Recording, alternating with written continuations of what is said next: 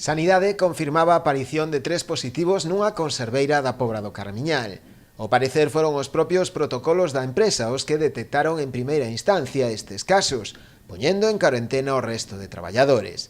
Esta mañá, profesionais de enfermería da área sanitaria Santiago Barbanza desplazáronse ata a fábrica para realizar un cribado a 200 persoas que forman parte da plantilla, polo que nas próximas horas poderían darse máis casos activos. O número de positivos nesta área segue en aumento, hoxe 382, 53 máis que onte. Aínda así, o número de pacientes ingresados mantense en 6, 5 no clínico e 1 no sanatorio da Rosaleda. O resto continúa en situación de illamento domiciliario e baixo seguimento dos equipos sanitarios.